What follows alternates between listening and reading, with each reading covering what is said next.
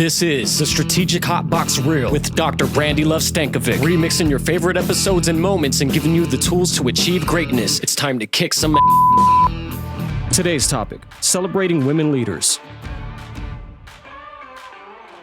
Welcome to the Strategic Hotbox. This is your girl, Brandi Stankovic, coming to you. And this particular episode is Wonder Women. So let's launch right in.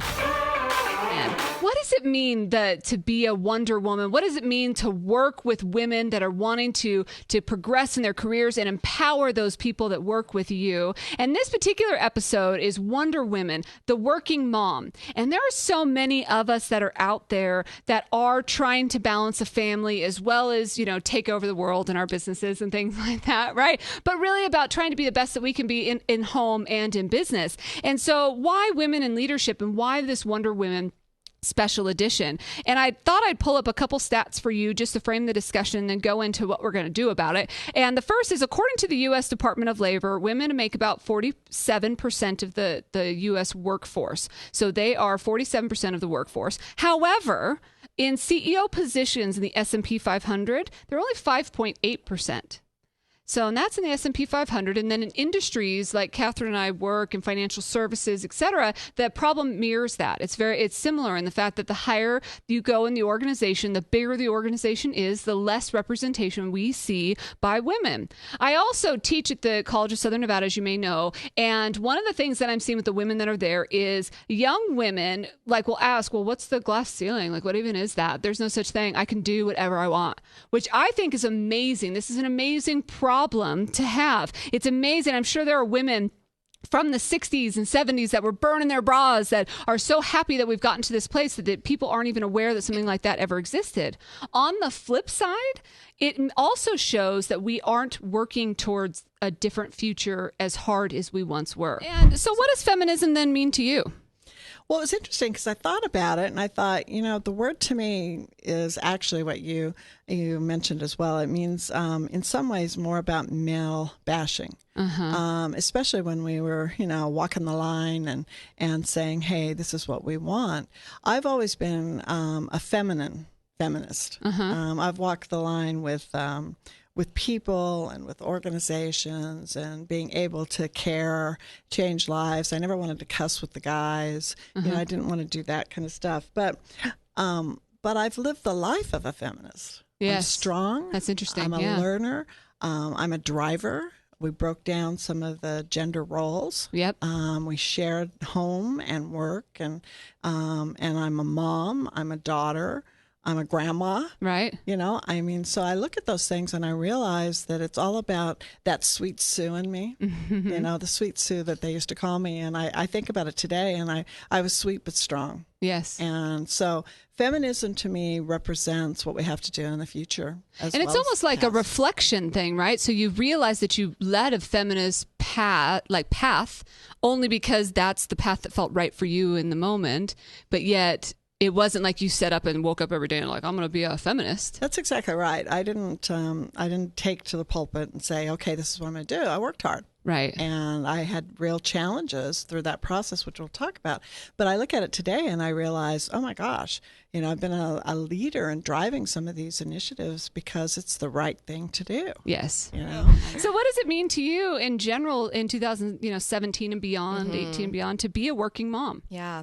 I'd say it's both great and bad. And the great part where I see the big change, shout out to the Gen X and the Gen Y dads. They're changing the landscape. Sure. So the Gen Xer, I think about my husband and sort of how dads have become so hands-on and active with their kids. They've changed the work environment as a result, because now you see dads, if a child is out sick, it's not automatically the mom that's going to stay at home. It actually might depend on who has what going on at their job that day. Absolutely. You see dads, leaving, well, I want to go to the doctor appointment. I want to go to the recital. I'm going to go to the parent-teacher conference. It's not always just on the mom. So I think that generation has dramatically just started to change the landscape. I mean, one thing that's interesting for me, having a 12-year-old and then now having an almost 4-year-old, preschool drop-off is fascinating to me. It's very different than it was a decade ago.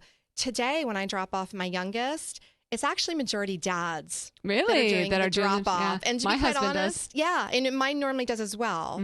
So it's just interesting to sort of just see the shift of involvement even over the last decade. So it makes me hopeful, hopeful for employers. Frankly, makes me really excited when I think about my kids, my boys and my girl, right? You sort of think about, well, the way they view the world and their expectation is a much more equality, right? Where mom and dad are equally involved. The downside, though, I definitely was resonating with the stats that you shared up front. So in particular, in board seats and in executive level positions, I am by and large not only the youngest person when I sit around the table with my peers, my other CEO peers in my organization. We work with credit unions, we work with government, we work with other nonprofits. So kind of in the financial services sector, it's predominantly still all men, significantly older men. And so I'm literally, sort of there's just one of me, Right. so, Men and Kathryn. and little me.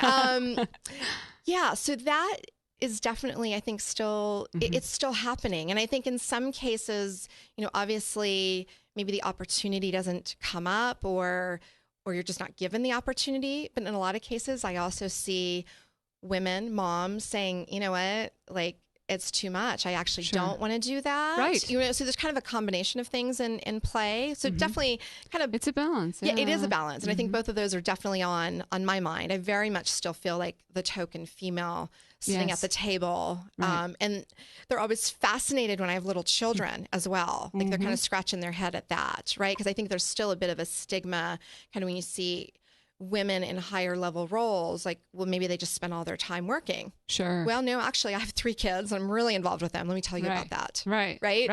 So what is the glass ceiling for you, and how can young women just demolish that? Well, I love it that the girls that you're working with, that they seem to not even understand what it is. I think they'll get a little bit of an awakening once they're out in the workplace. That's true. And I wish we didn't have to talk about this in 2017, but it is a reality still. And I've sort of deliberately engineered my way around it. It's going to sound a little Machiavellian when I say this. But hey, I got that CEO gig, so I guess it's working. It's safe to reveal my secrets now. But, in addition to going back and getting that degree and taking on more technical roles, I did stuff like I learned to golf. Yes, right. I knew that was one way to kind of bust into that old boy network. And you're good at it too. Well, thanks. I'm a pretty terrible golfer, actually, but I have great wardrobe for it, right? Amen to that. So, I look the part. And actually, you mentioned dress earlier, and I know that I remember my mom wearing her floppy bow tie blouses in the 70s because she wanted to dress for success, and that was such a thing. And, but I always have been really careful about my dress. Sure. I want to dress for the job I want, not the job I have. Oh, and smart. I actually do. I think that there's still something to that. And when people don't put enough care into it, it's almost a sign of disrespect, that you're not taking things seriously enough. Yeah. So it's a serious, and business is a serious thing. It is, absolutely. It's Yeah. there. But what are some pressures or hurdles or things that you've overcome? Yeah, I think that probably is like one of the bigger ones. Yep. I think too, just sort of oftentimes people do want to stereotype you, especially as a mom, as a working mom, that, that person's just doing that. I think probably some of the bigger stereotypes are actually with pregnant women. Oh, yeah. It was sort of interesting for me, and obviously, like every pregnancy is super, super different. Right. My last one, I actually took a business trip, I am not joking you, to the East Coast a week and a half before my son I can't believe they was let you on the born. plane. Well, my doctor said, I'm signing this note under duress. I said, no, I need to go to this. And I actually made my husband to come with me because I was petrified I was going to go to labor. Yeah. But I sort of felt that people stopped inviting me to things because they thought they were doing me a favor. Right. Whereas I was Okay. like, no, I'm feeling great. I'm actually still going to go do these things. Don't let me opt out. Right. Don't opt me out automatically. Interesting. And, again, Let like me every opt pregnancy is different. So I think to really sort of just put yourself out there, because people, and I also sort of found people didn't mean to do it meanly or negatively Right. either. Like they were like, Trying to oh, like help. I'm helping, I'm, doing you a favor type of thing. And so I think by you defining, what you want and what you're doing, like you need to basically take that power and do it. That's great advice. Feminine or feminist? This word feminism sure gets a lot of media coverage these days, I feel like, especially from the election. And I decided that in preparation for this, I would look up what the definition of feminism is in general. And that's the advocacy of women's rights on the basis of the equality of the sexes. So advocating for women's rights because the foundation is that there's equality amongst the sexes.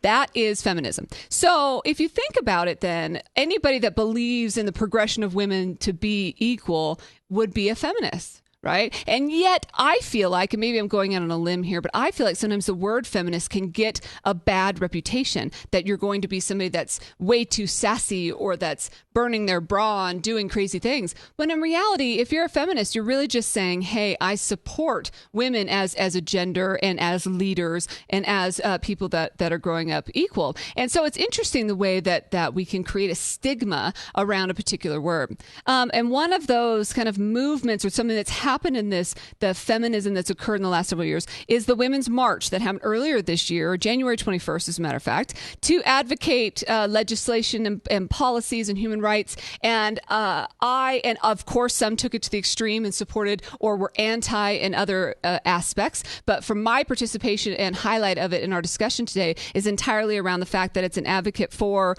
just this idea of women and being supportive of all human rights. It doesn't matter if you're a woman, you're a man, you're a child, you're a senior, whatever it is, however you fall into any category or category you put yourself or other people put you in. How can we make sure that we're working together so we all grow in a synergistic way? So there are some resources that I know that you've been very involved in, something that's also very near and dear to my heart, and that's the Global Women's Leadership Network. Tell us a little bit about that.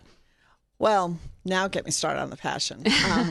My first engagement with a women's group was a she group, and that was in the 1990s, and we put together senior holistic executives. And the idea with that was that we would, instead of being on the golf course and go to Boy Network, what we would do instead is come together as women and do adventures. And one of those adventures happened to be in Sedona looking for UFOs, and all of these CEOs are with me, and they were willing to challenge and so on. And I've always had that passion, either directly or indirectly.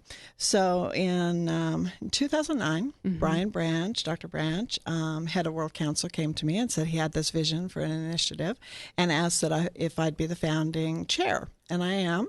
And I'm excited to share with you a few stats because I think it's really important to, one of the things that somebody said to us when we started this was you have to have results. Women want results. And so let me tell you, 2016, I'll read you a couple of notes here. We have hundreds of volunteers, but we have about 1,200 members, and those members are from 78 countries. 78. Wow. Look at there's our smiling faces right there. 78 countries, amazing. We have 41 scholarships to women from 21 countries. We have 32, soon to be 39 sister societies, which are local chapters around the world in 13 countries. We've raised $450,000 and given it in empowerment grants, but our overall funding is over $1.4 million.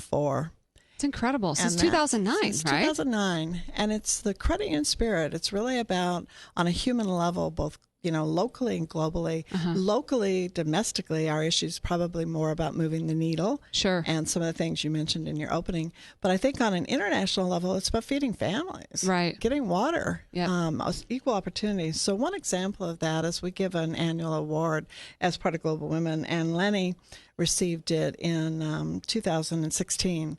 And this is what she accomplished in a year. She formed a multi-purpose cooperative. The empowerment grant was not very much money.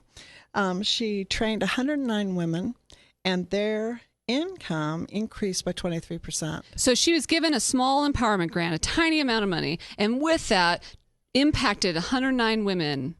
And raised their income. Wow. But she also went out and taught financial literacy to 8,000. 8,000 people. Wow. She's the CEO of the Asian Confederation of Credit Unions, which is a very male-dominated environment. Sure. And she was able to go out there and do that. And she started 4 sister societies, and she's starting her 5th. And those are in countries like Nepal. Right. All right. These are very poor areas. And so, women and men that supported it are making such a difference. And Absolutely. And, I think that we'll share with Brandi. Brandi's the ambassador for the U.S. on this initiative. And we've gotten the award this year. Yeah, So, that's incredible. So the glass ceiling, how did you break through it, or what are the steps that you've taken? I did, again, Machiavellian. I did some things like, for example, when Stan, wanted to promote me up to an EVP level, he said, what title do you think you should have? And even though I had marketing as part of my area of responsibility, I didn't want the word marketing in my title because I thought there was a little bit of a connotation that that's a female-dominated field. Interesting. Yep. Uh-huh. And I said, I don't want that. I don't want that because people will think that I'm the marketing girl. And so I said, I want it to be EVP of Markets and Strategy. Ooh, smart. I thought that sounded a little more concrete, frankly, a little bit more male. Right. Interesting. And, whether that was manipulative, I don't care. It worked, or it's part of what worked, I think. And part of the journey. And so I've tried to, starting back in high school, I played on the men's water polo team, right? Did you really? Oh, yeah. Wow. Oh, yeah, because That's intense. I just wanted to not let gender ever be an issue for me. And so if I wanted something, I was going to go after it. And and so that's served me pretty well. There have been setbacks along the way, no question. Right. But, well, speaking of that, what are some of the experiences or disasters, lessons that you've learned along the way? Yeah, in thinking about that, I really sat down. I thought disasters, and I have had a few really personal examples. I had a sister die very, very young at 43. Sorry. My older sister, and one of the things that this story that just resonates with me is about 2 months before she passed away, she gave me a book, and it was called Americans in Paris. And it was about Americans traveling to Paris and enjoying it. And she inscribed the flyleaf with, I hope someday you and I get to go to Paris together. Oh my gosh. And of course she passed away a few months later. And I remember opening that book and just sobbing, Sure. when I found it after she was gone. And I thought something clicked that day for me. And I said, I'm not going to leave anything undone. Oh, she never love went. that. Yeah, she never. I'm going to get choked up I thinking can feel about it it. too. Me too. Great. Yeah. But she never got to go to Europe. And I thought, you know what? No, that is not. If I'm going to assume every day is my last, I'm going to seize every opportunity. Yeah. So I set about going on a personal quest to see all 50 states. Good right? for you. By the time I hit 50, I wanted to do that. And I have this really, really long bucket list because I have tangible proof that life can end too soon. Absolutely. Yeah. Thank you for sharing that. Yeah. Right. So what's an action item or takeaway, some advice that you can have for people working with women in leadership? Yeah. I would say that for women, make sure you find something that lights you up, that you're passionate about. I can tell you right now, and I'm going to assume you're the same, there's no way I would get up and do all the stuff I do and travel and work like mad, like if I didn't believe it in my heart. There's no way I could leave my little ones. And there are times when you miss things, right? Sure. So I definitely do sort of see, why some women would opt out or step out. Like they probably just haven't found that thing, whatever that is that lights that they them love. up. And so I really, as you're navigating your career and as you're thinking about having a family, like think about that. Like what is worth it? Because frankly, whether you stay at home or work outside of the home, raising children is really difficult and really, really challenging, right? I mean, we make it look good. Yes. But no, it's Right? a mess. I mean, I'm a hot mess most of the time. So what is a action item or a takeaway? What can young women or any women in leadership or even those who work with women start doing differently? Well, I think that we have to manage our own careers. And, a lot of people, to your point earlier, they think that if they work hard, it will be enough. And we have to be deliberate.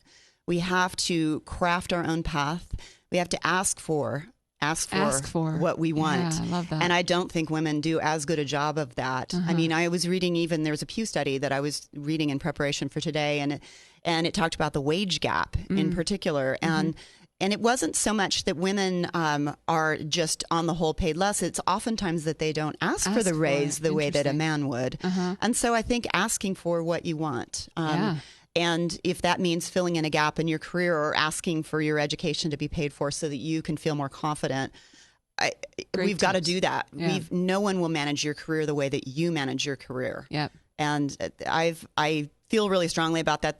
The folks that I mentor, especially the younger women, that's the first thing I tell them. To ask. I love that. That should even be one of my kick-ass takeaways for today, asking that question. I mean, even just in your title example and story that you gave, if you hadn't have asked, it just would have been what it was. Right. And I didn't want something being anointed upon me or conferred upon me. I wanted to craft my own brand. Yeah. And I am very careful about that, you know, and there's language that I choose. I work really hard on executive presence. You know, if I've got a speaking engagement, I am going to prepare because I want my brand to be very carefully managed. And, you know, not in an artificial way. I am who I am. Absolutely. But I want that best version of myself to always be what I put forward. Well, and also one of the things that in asking, in creating, in being present and active in your own brand and career and job, you're also kind of knowing what you want. Because I feel like in order to ask, you have to know. And so many people sit around like, oh, I don't know, I'm just, writing it out for the next few years. And what a waste of the next few years. Life is far too short. To my earlier point, it's just far too short. And, you know, I have another example as well.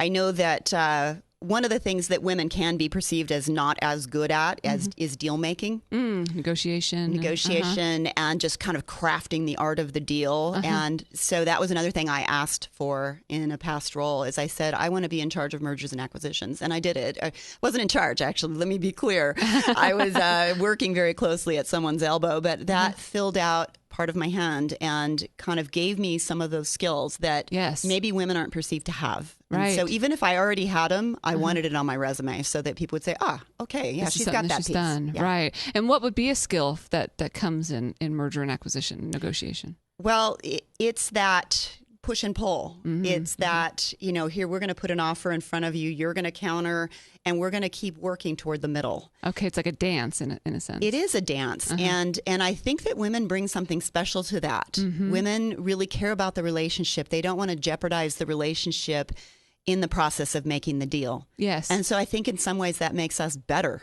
deal makers if we follow all the other, tips and tricks of negotiation as well. It's not all about relationships. You've got to be really bold. You got to know what you want. Again, ask. Yes. All of those pieces. Do you have some advice for young women? Yes. I mean, I think that when I look to the future, one of the things that we had to overcome, there was a time in my career when I was put as an acting manager. I wasn't given the actual title or the compensation or the recognition. And during that particular time, I won the President's Award. So I was recognized nationally. Wow. And I decided to get a new job. So I resigned right before it. And in the meeting where I told my boss, he was congratulating me and sending me, he said, I'm looking forward to you going to Hilton Head. And I said, no, I'm going to resign. And he said, what? And he hit the table and he got so emotional. And I looked at him and I said, let's take a moment. I think you're being too emotional. And that's one of those moments. And so what I say to young women today and to young men, all right, we have to work harder than others. Right. And it's not, again, the barriers are there. Sure. They're there stereotypes at all levels. Or whatever. The stereotypes are there. And so it's really important that you collect yourself, think it through, but always look to the next thing and say to yourself, what are my dreams? And be relentless in pursuing those, but always lift others up with you. Sure. Okay. Do it in the right way, because today your network, when you reach this point in my career, my network is 25, 30 years. Right. With friends and people. And impact. And that's really what it means. That's so good. And I think that sometimes women, because they are so competitive with one another, don't support and build and work together as much as we could. It's interesting you say that. You mentioned earlier that when we go around the world, people have different initiatives based upon their area. Jamaicans, the women there tell me that they have no problem with gender. Oh, okay. What they have a problem with is women supporting each other. Huh. And Interesting. so think about where you are and think about how you can. Specific to you. Yes, individually to your area. Culture. But empower, change lives, commit to it. Yeah, absolutely. I love that. Now it's your favorite time, my favorite time. It's time to kick some ass. Here is your top 5 kick-ass Wonder Women breaking the glass ceiling. Number 1, keep your eye on the prize. Know what you want. Focus on those results. I think we can take this to the next level in adding what Caroline shared, and that's ask. So not only know what you want and focus on that, but ask for it as well. Be present and take the initiative in your own leadership journey.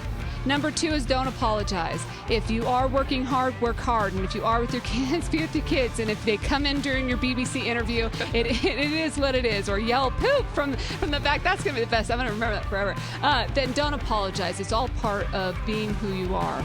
Number 3 is to share with the next generation. Sue's talked about it pretty tremendously. I shared at the very beginning about the fact that sometimes we get clueless to it. In the previous podcast, I believe I shared with you as well, but in my work at the College of Southern Nevada, a lot of times I'll work with young women that won't even know what the glass ceiling is or won't even know what these barriers are. And in some ways that's great because that means that we've done well as a gender and we've made some pretty tremendous strides. On the flip side, that's bad because if we don't realize there's a problem, we're not working towards solution and we're not working together as men, women, and leaders to make a difference. Number 4 is to unplug, to disconnect, to be engaged when you're with your kids, be with your kids, when you're at work, be at work 100%. Number 5 is wear pants and kick ass.